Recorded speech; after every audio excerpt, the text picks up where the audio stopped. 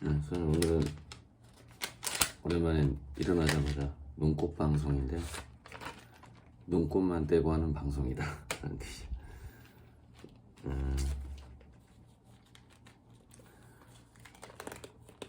몇 가지 이제 엊그제 공지사항. 요즘에 제가 자주 먹는 커피입니다. 나무 사이로 노래하는 새. 이게 한 20가지 정도의 맛을 봤는데, 드립 커피 중에서 20가지 중에서 내 입맛에 맞다 이런 어떤. 근데 입맛이라는 거는 좀 길들이기 나름이라서 모르겠어요, 다 통할지.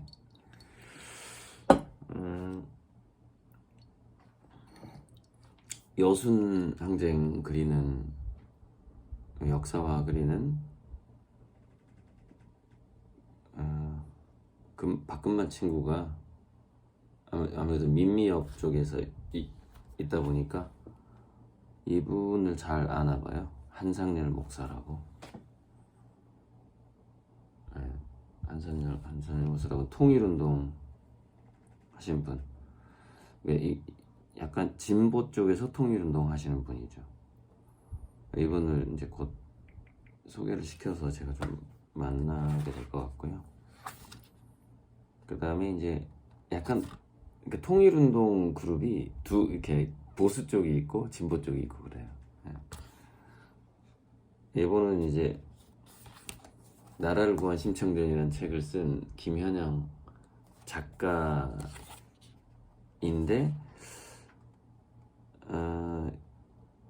이분은 약간 보수 쪽의 평통, 민주평통 뭐 이런 어떤 살짝 보수 쪽의 통일운동을 하시는 분이에요. 우연히 광명에서 제가 광명미업, 이분이 그 자문단이었죠. 그러니까 돈을 지원해주는 분이었죠. 그래갖고 이제 알게 됐고, 그래서 이제 아무래도 통일운동을 하다 보니까 이제 심청전의 교훈이라던가 우리에게 주는 메시지 같은 것들 쭉 뒤에, 이 책 뒤에 중국과 국제관계 속에서 세계 평화를 위한 방법 모색, 이런 어떤 등소평 이야기라던가, 통일 후 북한 주민들과 당 간부들을 어떻게 할 것인가 이런 얘기도 있고요. 다양한 의견이 있습니다. 그 다음에 이제 우크라이나 러시아 전쟁을 어떻게 해결할 것이냐. 근데 이제 이분의 의견은 이거예요. 그냥 땅을 떼줘라, 이렇게. 이만큼 줘버려라, 그냥. 줘버리고 전쟁을 마무리 짓는 게 좋지. 이거 투사처럼 괜히 젤렌스키가 싸우다가는 이거 세계전쟁 난다, 이제 요 정도의 그런 입니다. 그래서 제가 책을 보내준다 그래서 그냥 일단 내가 먼저 하나 사겠다고 했어요. 저 결혼식 때도 한 20만 원 했고요. 수시로 뭐 밥도 사주고 그랬는데 저한테 같이 이제 미술 전공했으니까. 오늘의 그 메인은 책 리뷰예요. 프로세스 이코노미라는 책의 리뷰인데, 지금 어떤 그런 프로세스 이코노미라는 것은 무엇의 상대적인 거냐, 이제 과정이냐 결과냐에서 과정이 더 중시되는 그런 경제다, 이런 뜻이고, 이제 결과는 아웃풋 이코노미라고 이제 여기서 이 사람이 얘기합니다. 그래서 이제 마시면서 그래서 들어가기 전에 커피가 내려오는 과정에서 엊그제 그 이벤트, 여기가 지우개가 없구나. 그냥 해야 되겠네.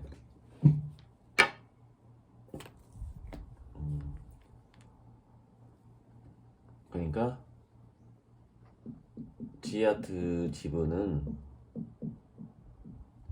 금액의 한계가 있죠. 50%니까 5억이 될 때까지, 목표 금액이 될 때까지 지금 G아트 회원들 전혀 모르고 있는데 이분들한테까지 공지를 해서 5억을 채울 생각입니다. 그래야 지금 넘어갈 수 있을 것 같아서. 이거는 그러니까 금액 한계가 있는 거예요. G아트 지분에 대한 이벤트는 금액 한계가 있는 거고. 잠시 옷으로 닦아야 되겠네.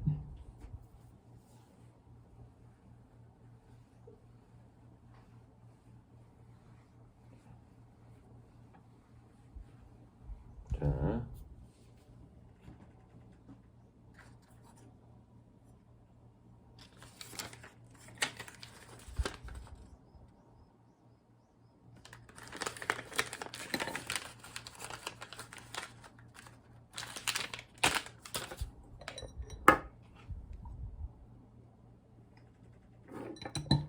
그러니까 이렇게 좀 뭔가 좀 정리하는 걸 좋아해서 제가 세 가지 공지사항에서 했는데, 이제 제 고일 팬카페 이름이 아미고던데 모르겠어요. 그냥 이거는 팬카페는 팬들이 자율적으로 만드는 것이지 제 의견을 반영하는 건 아니에요. 저한테 문의는 할 수 있겠지만, 그러니까 이름을 뭘로 정할지 뭐 할지 나도 모르는 거예요. 그냥 자발적인 모임이 이렇게 만들어지는 것이니까. 그러니까 이제 알아서 하시면 돼요. 알아서 가입하시고 이렇게 하면은 이제 어제 제가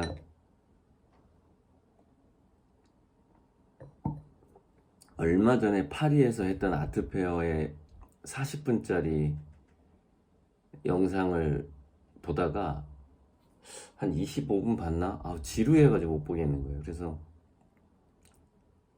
늘 느끼는 거지만 참 마음에 드는 그림 만나기 힘들어요. 마음에 드는 그림 만나는 게 한 10,000분의 1 정도밖에 안 되는 것 같아요. 정말 마음에 드는, 그러니까 어쩌면 나를 확 이끄는 그 그림을 만난다라는 게, 이제 우리 아미호님들은 인사동 안 돌아다녀봐서 모를 텐데 아트페어 이렇게 자주 보세요. 아무튼 그림 막 돌아다녀 보세요. 정말 힘듭니다. 마음에 드는 그림 만나기가 정말 힘들어. 물론 저는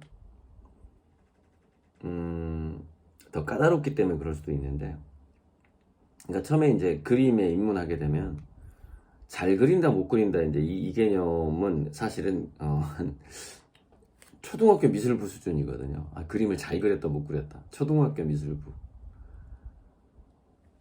이제 중고등학교 미술부 정도로 가면은 기법이 독특하다, 뭐 이렇게 수준이 좀 올라가는 거예요.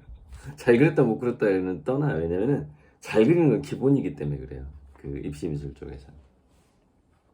대학교 미술 이제 전공자다 그러면은 기법 같은 걸 떠나서, 그러니까 기법은 하우잖아요. 어떻게잖아요. 여기도 나와요. 이 프로세스 이코노미라는 책에서도 어떻게는 따라하기가 쉽다. 어떻게는. 근데 따라하기 어려운 그 유일성은 왜다. 왜? 그러니까 막 넘어가는데, 어쨌건 초등학교 미술부는 잘 그리네 이거예요. 중고등학교는 기법이 독특해, 이렇게 잘 그리네, 독특해. 자, 대학교 전공 정도 되면은 이제 독특해는 이게 하우잖아요. 하우. 잘 그리는 것도 하우네. 여기서 또 Y를 고민하기 시작하는 거예요. 왜? 내가 지금 왜 화가가 되려고 하는가부터 시작해서, 그게 이제 전공자의 비애죠. 취미 하는 사람들은 하우만 즐기면 돼요. 근데 직접 자기가 본인이 그림을 그리는 사람은 이제 Y를 고민해야 되는 그런 상황으로 가는 거죠. 그래서 이제 이 책에서도 나오는데, 이제 여기서 세 가지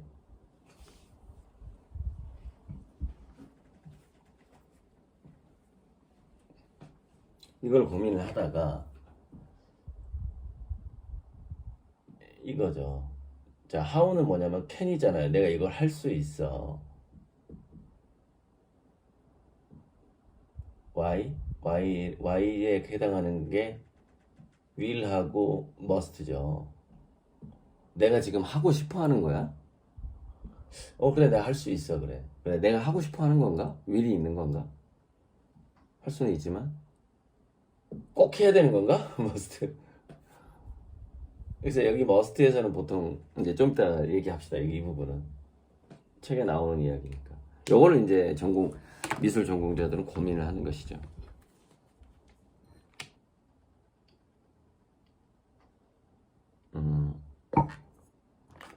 자, 2번 지하트는 목표액이 분명히 있다. 5억이다. 50%의 지분을 판다. 이건 다 팔 때까지 제가 계속 할 거고, 지금 지하트 국내 회원들의 지금 커뮤니티에 들어와 있는 분이 한 700명 되겠죠.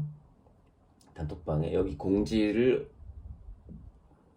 8월 말까지 띄우고 이제 당분간 얘기하지 말고 우리 아미고님들만 아는 거고, 8월 24일은 제가 얘기할 수밖에 없을 것 같아요.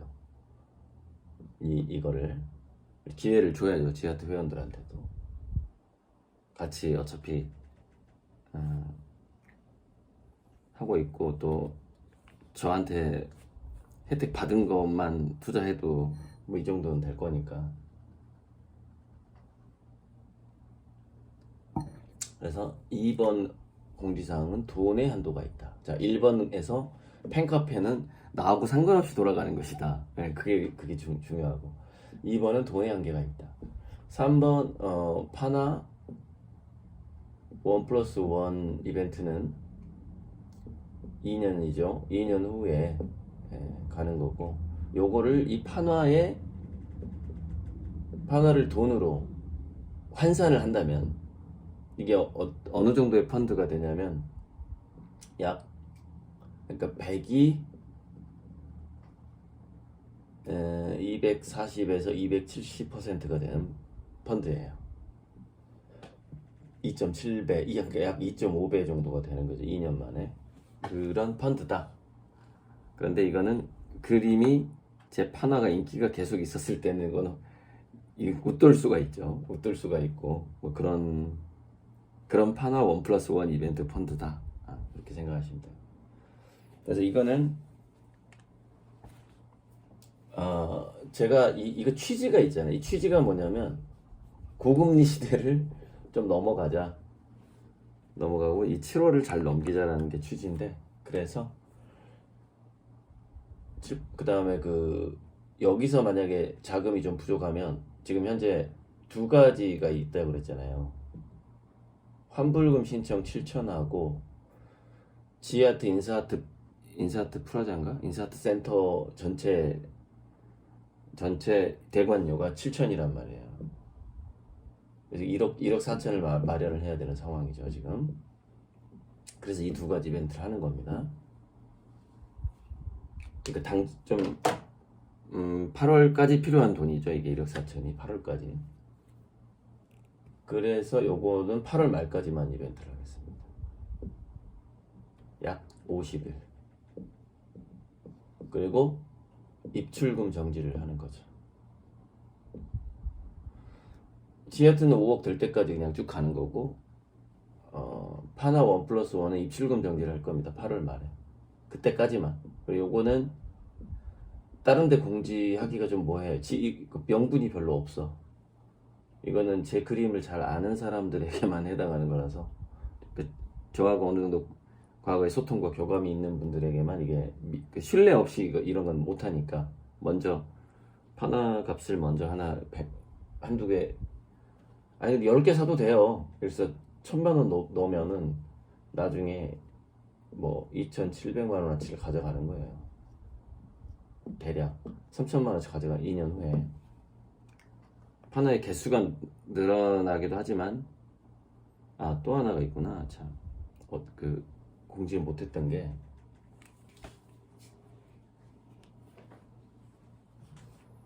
판화가 가지수가 많아지잖아요. 2년 후에는. 지금 제가 파는 판화가 예를 들어서 5종이다. 그럼 2년 후에는 10종이 되겠죠. 좀 풍부하게 골라갈 수 있는 그런 뭐가 나오나 하면서 이제 고르는 맛. 이렇게 지금 있는 걸 꼭 찜할 필요는 없어요. 파나 이 이벤트 같은 경우. 요거는 이제 50일로 약 50일로 해서 대략 맞을 겁니다. 그러면 8월 말까지 해서 입출금 정지를 하겠다. 거기까지만 파나 이벤트는 받으려고 합니다. 자, 프로세스 이코노미 빨리 설명해드리고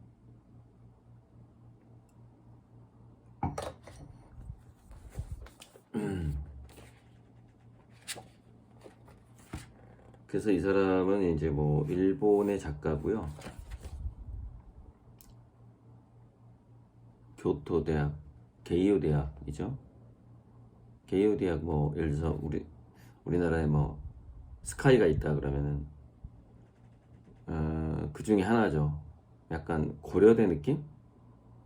와세다하고 게이하고 동경대학 이렇게 그러니까 와세다하고 연세대 느낌이고 교토대는 약간 고려대 느낌 그렇게 제가 알고 있는데 거기에서 공학연구과 이렇게 과 이름이 사기스럽지. 공학연구과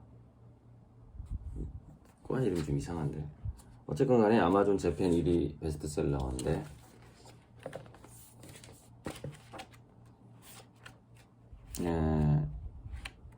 중요한 핵심만 제가 하겠습니다. 핵심 파악. 제가 그 과거에 인공지능과 미래인문학에서 얘기했던 거를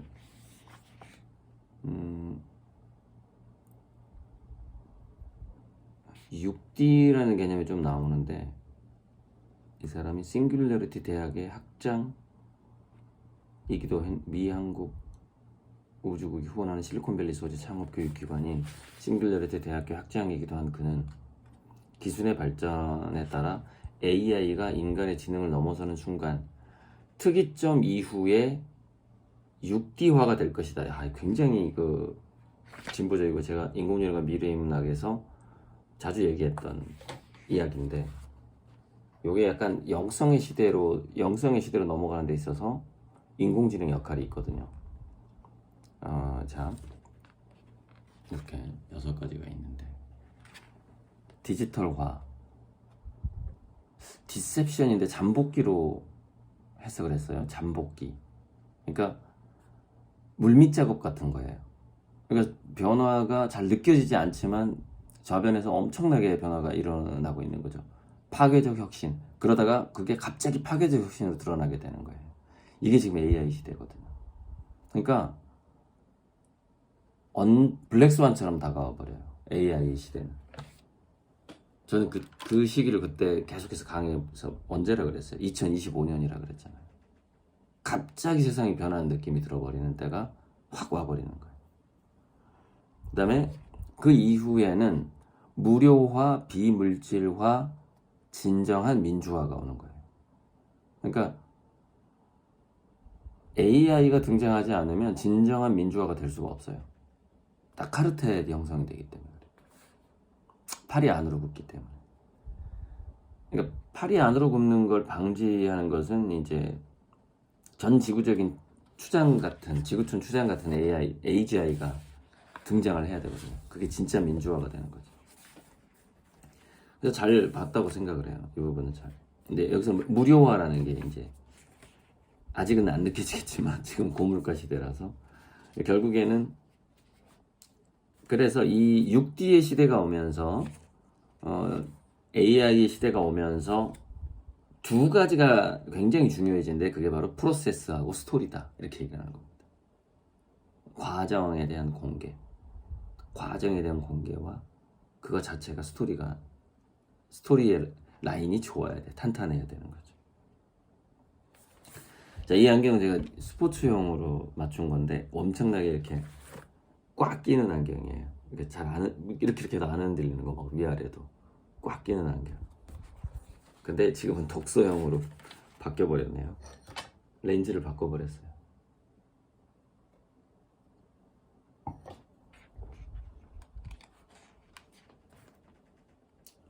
그래서 비물질화라는 거에 대해서 뭐라고 얘기를 하고 있냐면, 인간이 원자를 다루는 시대가 오게 되면 이게 그 원격 전송 같은 게 있잖아요. 그러니까 이게 예를 들자면 0에서 물질이 되고 다시 물질에서 정보화, 0이 됐다가 다시 물질이 되고, 요게 자유로워지게 되면 이게 비물질화처럼 느껴지게 되는 거예요.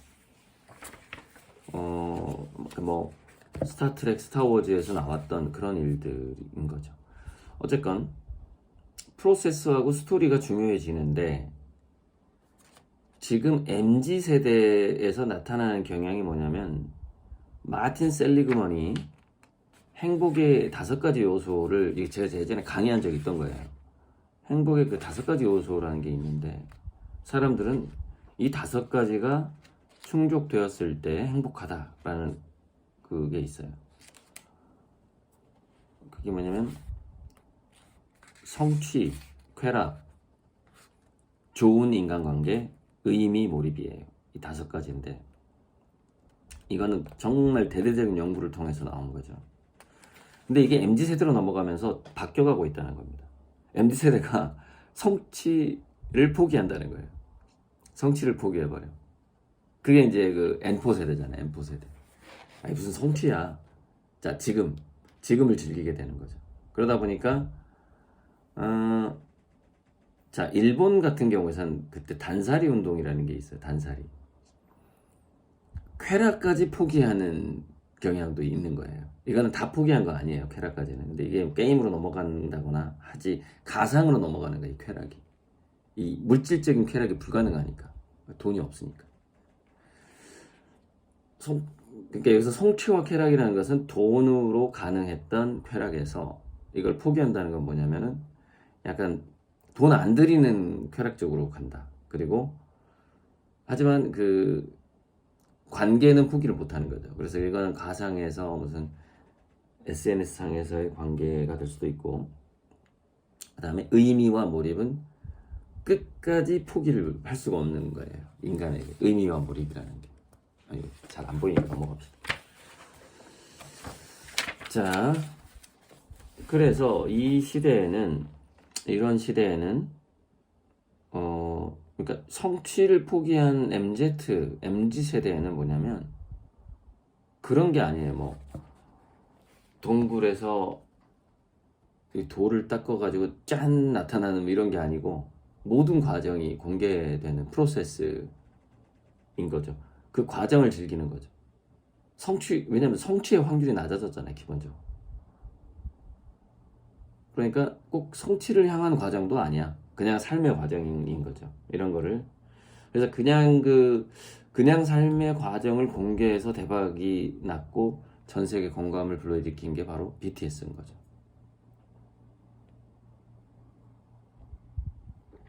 쟤네들이 나의 고민을 하네? 이 느낌. 그 느낌을 준 거잖아요. 자, 그런데 아주 재밌는 91페이지에, 그러니까 저도 지금 제가 프로세스 이코노미란 말이에요. 지금 이 유튜브로 나 세계적인 작가가 될 거예요. 지켜봐 주세요. 같이 갑시다. 이거거든요. 프로세스거든요. 그런데 이게 프로세스로 돈을 벌다 보니까 이 아웃풋 이코노미에 두뇌인 사람들은 이런 생각을 하게 된다라고 딱 나오는데, 정확히 제가 의심받았던 거예요. 제가 보면은 제가 지금 왕따당 할 때 들었던 이야기예요. 여기 밑에 딱 나와요. 91페이지. 이거 읽으면서 되게 통쾌했는데, 이 사람들이 아웃풋 비즈니스에 찌들어 있어서 이런 얘기를 하는구나 라는 걸 이제 이 책으로 정리를 해주니까 되게 통쾌하더라고요. 자, 아웃풋 이코노미의 있는 사람들이 프로세스 이코노미의 사람들을 보면 이런 생각한다는 거예요. 프로세스로 돈을 벌다니 어쩐지 사기 같은데? 사기 같은데라고 보이는 거예요. 그 사람들의 눈에는. 그 다음에 프로세스를 다른 사람들에게 저렇게 보여주다니, 공개하다니 이상하다. 그러니까 이렇게 보는 거죠. 야, 좋은 게 있으면은 네 혼자 숨길 것 같은데 왜 넌 좋은 걸 자꾸 공개하니? 이상하다. 이렇게 보는 거죠. 그러면서 이 발매하기 전에 정보나 기업의 비밀을 외부에 알리는 것은 옳지 않다. 이거는 이제 저는 이제 문화 비즈니스니까, 아트니까. 근데 만약에 이게 기술 쪽이다, 그러면 이렇게 생각을 할 수 있겠죠. 이상한 방식이다, 이렇게 생각을 할 수 있겠죠. 이런 이제 의심을 받는다는 거예요. 프로세스 비즈니스. 근데 왜 그럼 이렇게 의심을 받게 되느냐? 공교육의 영향이 또 크다는 거예요. 이 공교육의 악영향이야. 그러니까 뭐냐면 이게 정해진 정답을 추구했던 그 이 머릿속에서는 이게 그러니까 수종주의, 어떤 큰 목적을 향해서 가면서 그 과정을 즐기는 것이 이해가 잘 안 가는 거죠. 그게. 그래서 이게 이제 정답주의가 수종주의를 이해를 못 한다는 거예요. 과정을, 프로세스를 하면서 함께 이렇게 코워킹 하잖아요. 이렇게. 제 아미고하고 제가 뭐가 좀 이제 서로 다 어려워졌어. 우리 이렇게 갑시다 하면서 좀 달리 갈 수가 있는 거거든요.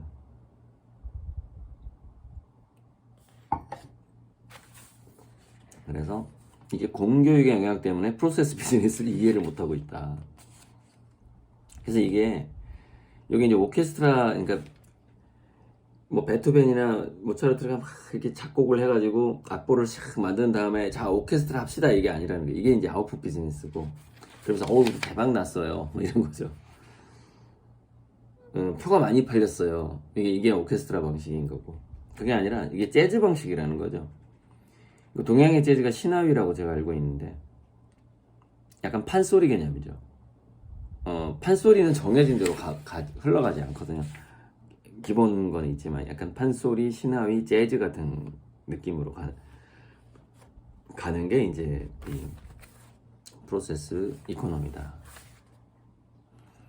자, 그런데 이 프로세스 이코노미에서는 이 5가지가 중요하다. 요거는 또 성공한 창업자를 연구해서 나온 건데, 조금 바로 이해가 안 되는 좀 측면이 있는데. 자, 1번 손 안의 새. 현재 내가 가진 자원에서부터 시작을 한다. 그 다음에 현재 내가 가지고 있는 자원만이 제가 통제할 수 있는 거잖아요.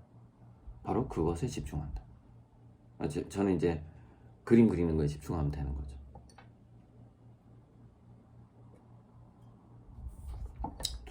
두 번째, 허용 가능한 실패에서 감당이 가능한 손실을 미리 정해둬라. 그러니까 저는 각각의 단계마다 저는 출구 전략이 다 있어요. 출구 전략. 그러니까 지금은 이렇게 가다가 자금이 부족하면 이런 거 이벤트도 하고 하지만은 아무튼 한번 버텨보는 거예요. 왜 버텨보냐면 최대한 이익을 아미고님들에 드리고 싶어서 버티는 거예요. 제가 지금 손절 처리할 수 있지만, 손절 처리하고 제가 하는 일에 아무 지장 없이 할 수도 있는데 최대한 이익을 드리고 싶어서 그러는 거예요. 그래서 이런 이벤트를 하는 거예요. 그래서 감당할 수 있는 손실을 정해둬라. 그다음에 협력자를 늘려나가라. 이제 아미고님들이 제 이렇게 사업에, 그러니까 뭐 일종의 아트 비즈니스라고 볼 수 있는데 같이 협력자인데, 또 이제 제가 늘려나가는 중이죠, 현재.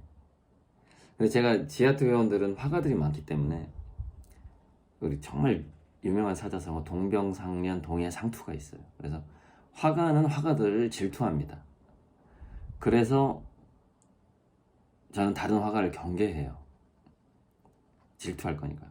근데 이제 지가 화가도 아니면서 질투하는 사람이 있었죠.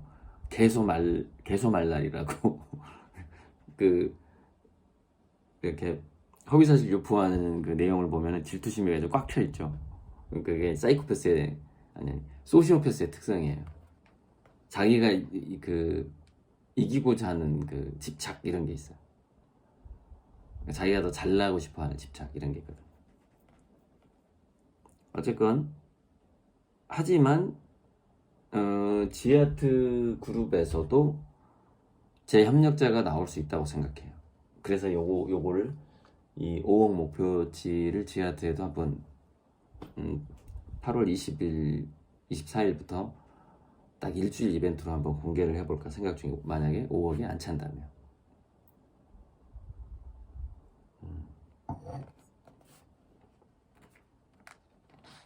그 다음에 우연을 활용하라. 요거는 이제 재즈하고 시나위이기 때문에 예를 들어서 아웃풋 비즈니스가 컨베이어 벨트식으로 자동차를 조립하는 방식이라면, 이거는 이 재즈 방식은 뭐냐면은 이게 자동차가 될지 비행기가 될지 아직 모르는 거예요. 그러니까 정말 막연하지. 근데 그러면서도 성공을 하려면 우연을 잘 활용할 수 있어야 된다는 거죠. 변수를. 네, 아주 중요한 내용입니다. 근데 사실 이 책을 읽어보면 제가 얘기하는 것보다 훨씬 어려워요. 제가 쉽게 지금 말씀을 드리는 거예요. 쉽게 어렵습니다.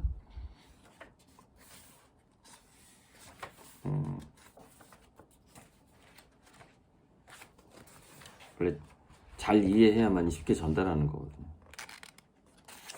자, 그래서 프로세스 이코노미에서는 Y가 가장 중요한데, 왜 이 일을 하는 이유의 그 철학, 가치관을 남김없이 드러내야 된다. 전부 다 밝혀야 된다. 그래서 What과 How는 너무너무 따라하기 쉽다, 사람들이. 무엇을 어떻게 할 것이냐. 근데 왜 할 것이냐로 고유성을 갖게 되는 것이다. 왜 할 것이냐는 제가 계속 선보능제 얘기하고 있지만, 그게 이제 그 사람의 스토리를 만드는 거거든. 스토리를. 그래서 킥스타터라는 미국의 그 크라우드 펀딩에서 킥스타터가 망하는 이유가 있다는 거예요. 이게 공개가 원래, 그래서 코카콜라가 그 물질 특허를 공개 안 하잖아요. 특허를 안 내잖아요. 특허를 내는 순간 공개가 되니까. 킥스타터가 뭔가 물건을 공개해버리면은 중국에서 그걸 따라 만들어 버리는 거야. 따라서 싸게 팔아버리는 거야. 싸게 팔고 빠져버리는 거야. 잡을 수도 없어요. 누가 팔았는지도 모르니까. 근데 내가 킥스타터에 올렸던 것을 이미 사람들이 쓰고 있는 거야. 그 중국, 베트남 이런 데 쓰고 있어. 중국 업체가 따라해가지고 확 뿌려버렸네. 싸게. 그러면 이 사람의 그 시장 확장성은 어디로 가버리는 거예요? 그래서 What과 How는 너무 따라하기 쉽다는 거예요, 이게. 그래서 Y를 잡아야 된다라고. 프로세스 이코노미에서는 Y가 가장 중요하다. 네, 모든 걸 공개하면서 나가기 때문에. 그 부분은 우리 아미고님도 잘 알고 계실 겁니다.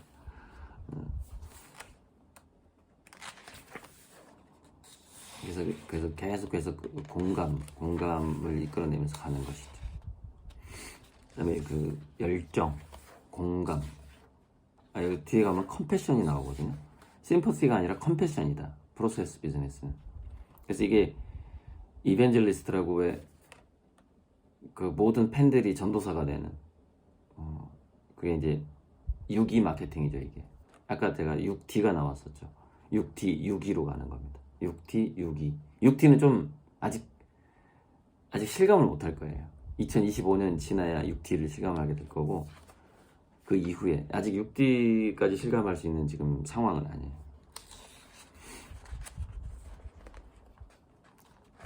6E 마케팅인데, 자, 그 왜가 중요하다. 그런데 이 인기 있는 어떤 가게의 세 가지 법칙에 작은 실패를 공개한다. 자기 그 약점을 상대방이 보완해 주도록 약점을 드러내는 거죠. 그 다음에 고객과의 약속을 지키려는 사명감. 부득이하게 어쩔 수 없을 때는 뭐 할 수 없지만 자기가 가능한 한 그 약속을 지키려는 사명감을 보여줘야 되고, 나만의 고집이 있는 소규모 이익 집단. 이제 우리 아미고님도 소규모 이익 집단이죠. 실질적인요, 제 찐 아미고는요 딱 100명이에요 지금. 그러니까 크게 보면 300명이고 300인데 이제 그 중에서도 완납을, 그림값을 완납을 했거나 매달 이렇게 자동이체를 걸어놓은 사람이 몇 명일까 했을 때는 딱 100명 정도입니다. 100명. 즉 1000명 중에 10%죠. 10%. 약간 저랑 계약건이 있는 1000건 중에 10. 그러니까 한 그 1000건이라서 한 6, 700명 정도 될 것 같은데 그 중에서 한 10% 정도다. 소규모죠, 소규모. 그래서 이제 심퍼시냐 컴패션이냐인데, 열정적으로 공감을 하도록 해야지 이 비즈니스 프로세스 이코노미가 성공을 하는 것이죠. 컴패션이라는 단체, 기독교 단체에서 제가 방글라데시 봉사를 갔었잖아요. 유일하게 제가 해외여행을 간 게 제주도하고 방글라데시인데, 그때 이제 유선 탤런트하고 또 하나는 대조영에서 최수종이랑 같이 연기하다가 초린인가 그래, 초린. 이혜고의 그 부인이 됐던, 즉 대조영의 아들을 낳는 그 여성분이 있어요. 이름은 갑자기 생각 안 나는데, 그분이 그 두 탤런트랑 같이 방글라데시 봉사를 갔었죠. 그래서 상당히 그걸 알게 됐어요. 대조영이라는 드라마에서는 굉장히 막 여전사로 나오는데, 실질적인 그 인물은 되게 소심하고 내성적이고 그런 사람이더라고요. 만나서 이제 막 자기 고백 시간이 있거든요. 신앙에 대해서 막 고백하고. 지금 잘 지내나 모르겠는데 한번 유선하고 그분 한번 만나보고 싶은, 언젠가 그 방글라데시 그때 같이 컴패션 갔던 분들의 모임이 또 제가 한번 주도해서 한번 만들어 봐야 될 것 같습니다. 정말 일주일간의 봉사여행이었는데 대단했었고, 그때 저는 돈이 없었기 때문에 비행기 값을 다 제 친구가 내줬거든요. 그래서 나는 무엇으로 기여를 할 것인가, 내가 지금 비용도 없이 공짜로 가는데, 그래서 방글라어를 집중적으로 한 일주일간 공부를 했어요. 그래서 방글라어가 한국말이랑 되게 비슷해요, 어순이. 그리고 약간 그 베트남어 이렇게 그쪽이 음가도 비슷해요. 음가도 비슷하고 약간의 차이가 있긴 하지만, 예를 들어서 벌레를 볶아라고 그러는데 우리는 바퀴라고 그래요. 거기는 볶아 이런 식으로. 첫음이 똑같죠. 비읍, 키읔 이렇게 바퀴, 볶아. 작다가 쪼또예요. 쪼또. 그러니까 되게 비슷해요. 약간 일본어보다는 살짝 더 벗어나긴 했지만 그 한국말이랑 비슷한 게 있어요. 그래서 좀 빨리 공부를 했던 것 같아요. 그래서 제가 딱 10일 공부했어요.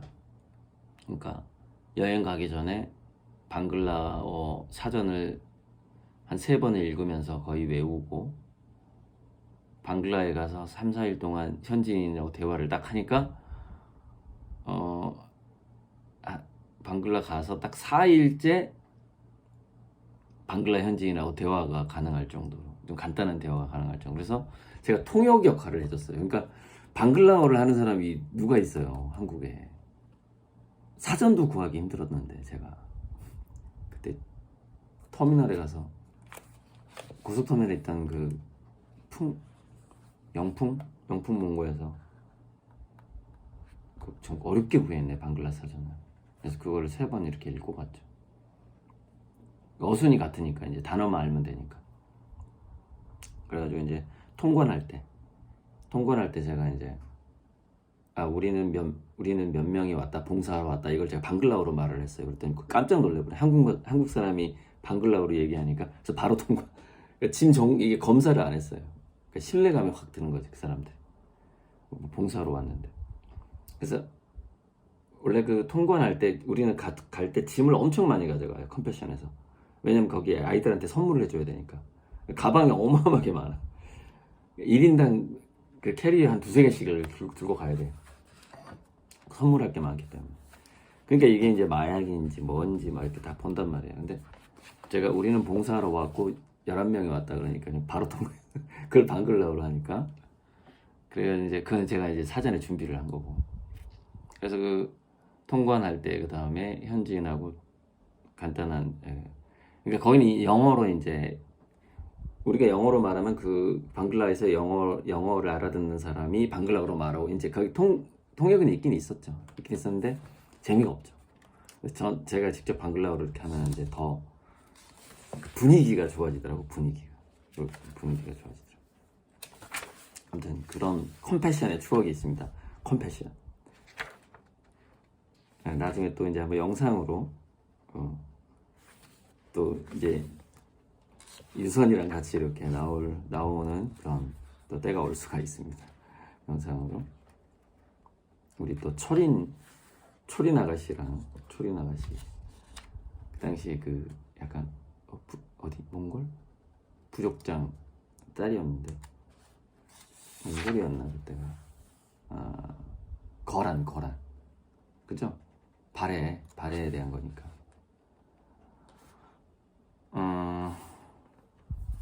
자, 그래서 이제 다 됐어요. 이게 이제 다 지나갔는데. 그래서 이 프로세스 이코노미의 핵심은 뭐냐면 세컨드 크리에이터가 되는 거죠. 그러니까 아미고님이 저를 만드는 느낌이 들어야 된다는 거죠. 내가 고리들을 지금 키워주고 있다라는 거. 그 세컨드 크리에이터예요. 그래서 이거는 저는 코우 크리에이터라고 하는데 함께 만들어가는 거거든요. 함께. 그런데 자, 그것도 얘기해요. 하지만 관객에게 휘둘리지 말라고 얘기를 합니다. 즉 저하고 아미고만의 호흡으로 가는 겁니다. 코크리에이션으로 가는 거예요. 근데 관객이 있을 거 아닙니까? 관객. 예를 들자면 여기서 관객은 누구예요? 미술평론가라든가 비평가라든가 한국미협 관계자라든가 저 욕하는 사람들 있죠. 막 할부판배하는 사기꾼이라고 막 이런 욕하는 사람들. 신경 쓸 필요가 없다는 거예요. 프로세스 이코노미에서는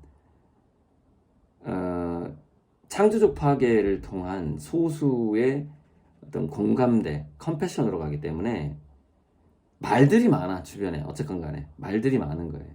그러니까 어쩔 수가 없는 그런 거죠. 이 커피가 조금 부족하네. 거의 끝나갑니다.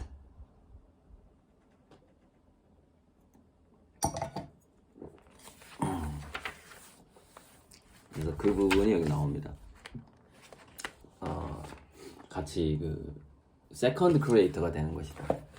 프로세스 이코노미에서는 함께 창조자가 되는 것이다. 그래서 몰입하게 된다. 그래서 컴패션이 생기게 되는 것이다. 그래서 중요한 건 뭐냐? 가장 주의해야 될 점, 프로세스 이코노미에서 최초의 Y를 절대 놓치지 마라. 그걸 초심을 잃어버리면 안 된다. 선본 형제라는 그 초심. 그다음에 이상과 현실의 괴리를 늘 염두에 두고 현실과 이상의 차이를 조금씩 좁혀가는 것이다. 좁혀가는 것. 그것이 프로세스 비즈니스죠. 프로세스 이코노미, 프로세스 비즈니스. 과정을 중시하는 사업인 거죠. 그래서 그 손정이라는 사람이 현실과 이상의 그 격차를 인식하는 사람이라는 거예요. 그래서 이 선은 넘지 말고 손절하자, 뭐 이런 그 자기만의 선이 있다는 거예요. 손절하자, 뭐 그런 선. 그래서 소프트뱅크는 그 위기를 계속 넘길 수 있었다. 이게 이제 195페이지에 나오는 이야기입니다. 그래서 현실과 이상의, 제가 현실과 이상의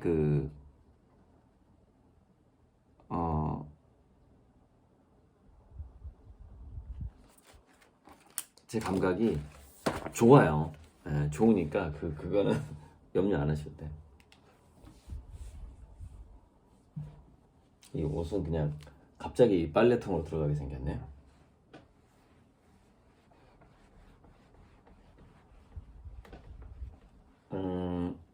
이게 있어요.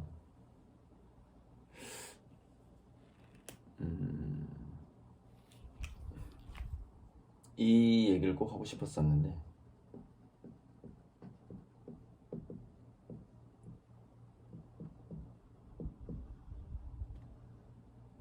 이거예요. 그러니까 자, 저한테 어떤 딱 영감이 온단 말이죠. 뭐 선보 농제를 해라. 여러 가지가 있어요. 선보 농제를 해라.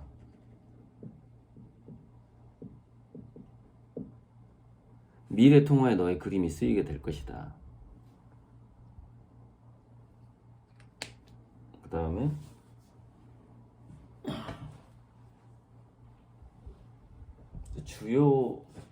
주요 어떤 것들이 뭐냐면은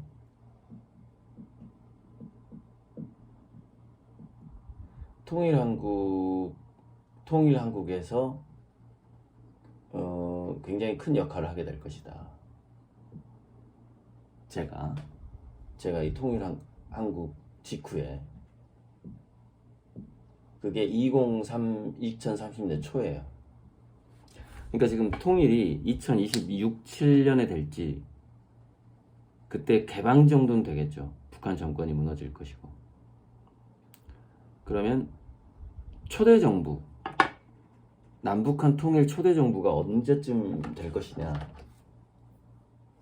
했을 때 2030에서 2035 사이가 되는 것이죠. 이때 제가 그 역할을 한다는 거죠.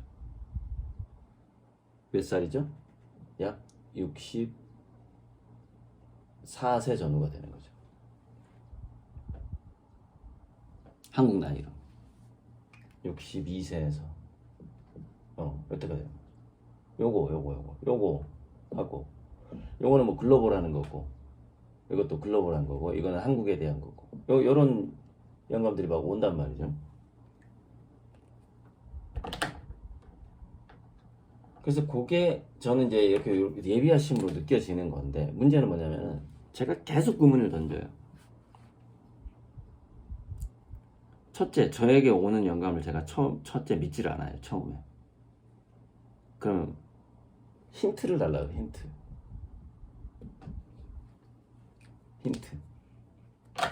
힌트가 여러 개 와야 돼. 그리고 여러 소스를 통해서 와야만 저는 믿어요. 그거를. 굉장히 믿음과 시나리오가 나왔을 때 머릿속에서 이런 시나리오구나. 요게 나왔을 때 아미고님들은 살짝 얘기하는 겁니다. 시나리오가 나와야 돼. 시나리오가 안 나오면 말할 수가 없어요. 그래서 그런 시나리오였어. 이런 거죠. 자, 이거 한번 제가 이병학 교수한테 얘기했던 건데 그 전 세계 이제 제가 전부터 말했지만은 기축통화 춘추 전국 시대가 온다 그랬잖아요. 달러가 이제 무너지니까. 그런데 위안화가 됐든 루블화가 됐든 엔화가 됐든 간에 다른 국가의 그 달러를 다른 국가의 화폐가 대체할 수 있을 거라고 생각하세요? 3차 세계대전 지구 멸망이에요. 그런 시나리오는 있을 수가 없어요. 제3의 시나리오가 필요한 거예요. 제3의 시나리오. 이 미래 통화에 있어서는. 아, 그렇구나. 이거를 느껴야 돼. 그 느낌이 오는 거죠. 아, 국가 대 국가의 대결로는 이게 해결이 안 되는구나. 제3의 길.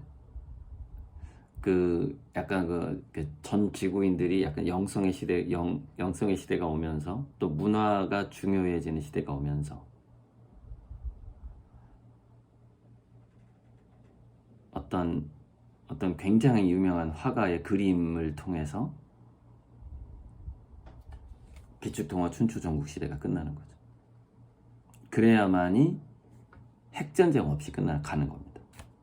핵전쟁 없이. 그 달러 패권을 다른 국가가 불가능해요. 그거는 끝나는 거예요. 전쟁으로. 지구 망해요. 그러니까 그런 시나리오는 있을 수가 없는 겁니다. 그런데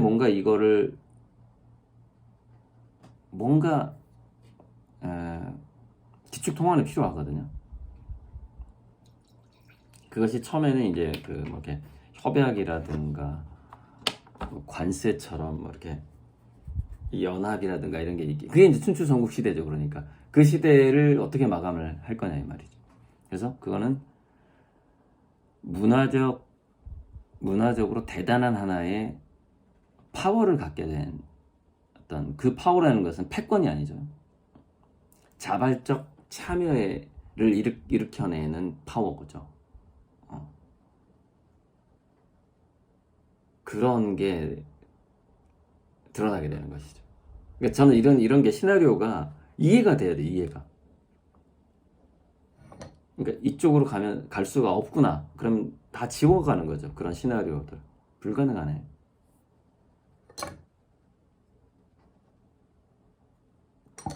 예를 들자면 전쟁 시나리오에서 남북 간 핵전쟁이 난다? 그건 준비할 필요가 없어요. 도망은 가야죠. 도망은 가야 되는데 그걸 크게 고려할 사항은 아니죠. 그러니까 확률이 좀 낮으니까. 아무튼 그런 거예요. 그 시나리오가 있어요, 여러 가지. 그러니까 제가 그랬잖아요. 확률적 사고.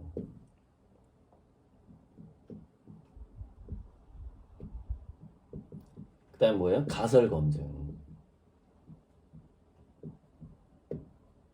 이거 두 개는 제 머릿속에 자동으로 돌아가는 거예요. 이거 두 가지는. 그래서 저는 굉장히 다양한 힌트가 없으면 안 믿어요. 이 영감을 안 믿어요. 다양한 굉장한 시나리오가 완벽하게 거의 나와야 돼요. 자, 이 책의 이제 마지막은 그래서 이상과 현실을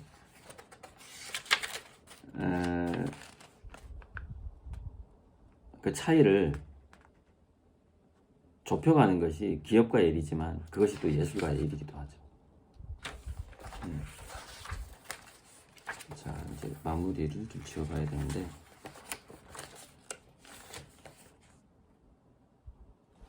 이제 뒷부분엔 이제 슌페터 창조적 파괴를 얘기했던 슌페터 이야기가 나오는데 전혀 연결되지 않을 것 같은 것이 연결됐을 때 혁신, 창조적 파괴가 일어난다. 지금 굉장히 이거 아미고 아니면 이해 못합니다. 이거는 연결짓기 되게 어렵거든요.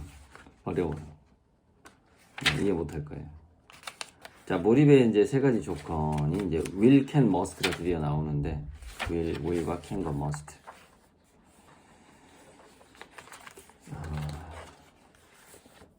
그러니까 의미와 몰입인데 이제 앞으로의 모든 경제, 이코노미는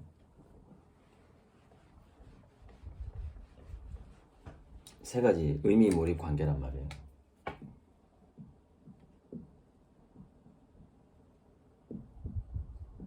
이 관계가 이제 프로세스 그다음에 재즈 같은 느낌인 거죠. 재즈는 서로의 변화되는 감정을 받아 흡수해주는, 서로 반응해주는 거란 말이죠. 이게 관계죠. 몰입, 의미죠.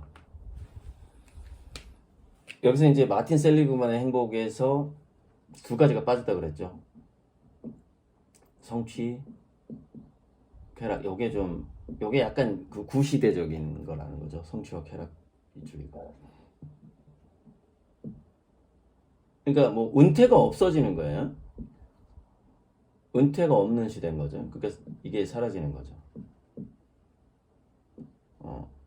뭐 이런 얘기하는 그런 시대가 아닌 거예요. 라떼는 말이야, 왕년에는 그러면서 뭘 이렇게 뭐 물려주고 뭐 이런 게 아니에요.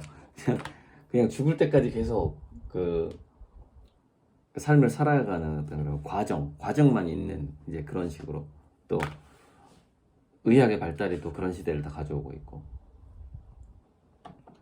자, 의미 몰입 관계인데 요게 아까 얘기했던 그거예요. 그러니까 이거랑 좀 비슷해요. must.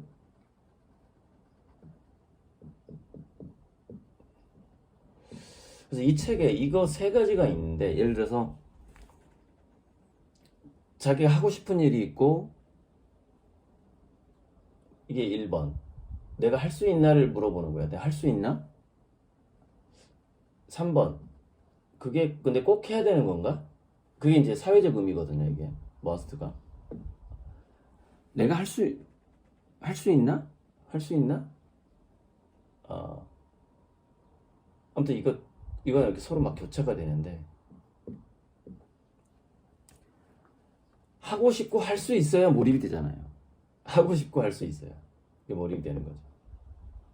그리고 하고 싶고 할 수 있고 몰입이 돼야만이 관계를 이끌어내고, 그 관계에서 이끌어내는 상태에서 그 must라는 것이 결국 드러나게 되면서 그것이 의미 있어지게 되는 것이고, 이렇게 서로 맞물려 있어요. 이게 6가지가.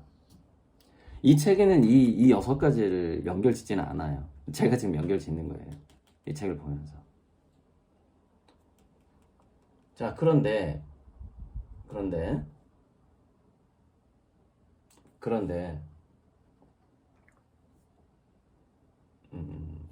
그러니까 의미와 관계, 몰입, 이거 세 가지가 다 있어야만이 아무래도 그것은 이 must, 꼭 하고 싶은 일이 되겠죠. 꼭 해야만 하는 일이 되겠죠.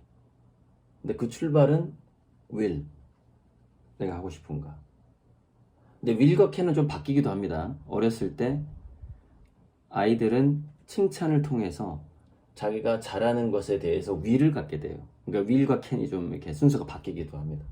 그래서 나중에 이제 must가 생겨나게 되는 것이죠. 이제 동양에서는 이 must가 생겨나는 것을 지천명이라고 했던 거예요. 지천명. 나이 50이 돼야만이 생긴다는 바로 그 지천명이죠. 자, 그런데 요게 아까 제가 얘기했던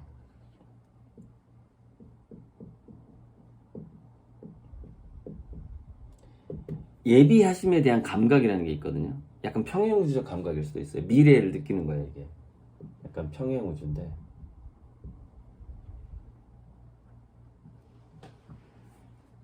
이게 예비하심이냐 아니냐를 느끼는 그 감각이 뭐냐,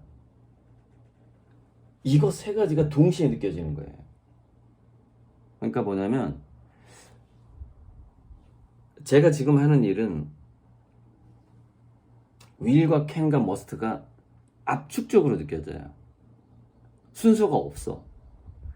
사업이라는 것은 순서가 있다고 얘기를 해요. 이 책에서는. 근데 그 순서에는 너무 집착하지 말아라.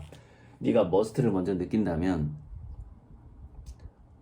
네가 can을 할 수 있는지를 한번 생각해 볼 거고, 이게 must가 1번이라면 can이 2번이 되는 거야. 그래, 내가 꼭 해야 되는 의미 있는 일이 있어. 그래, 그거 내가 할 수 있나? 한번 질문을 해보는 거예요. 그러다 보면 하고 싶어지는데, 계속 재밌는데, 그러면서 will이 3번이 되는 거죠. 자기 의지가 생기는 거죠.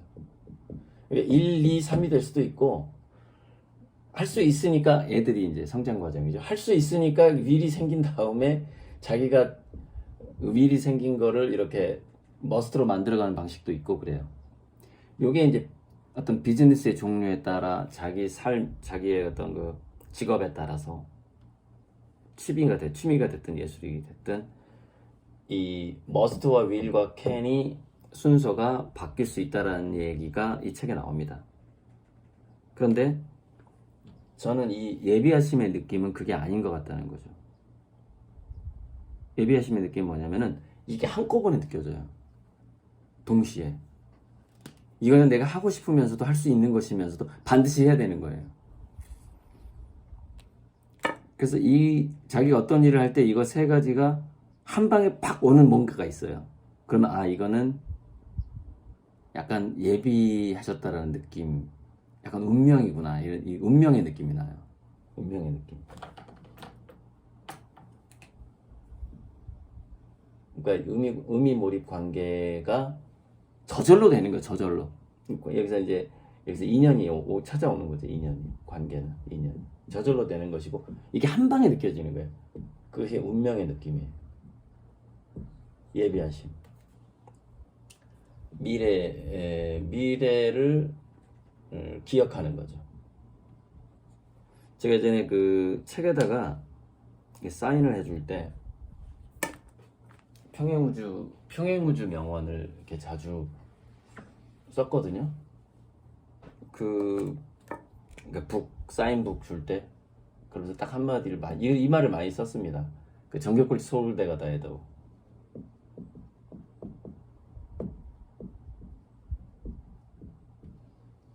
Remind the future예요. 미래를 기억하라. Remind the future. 저는 여기까지 하겠습니다. Remind the future.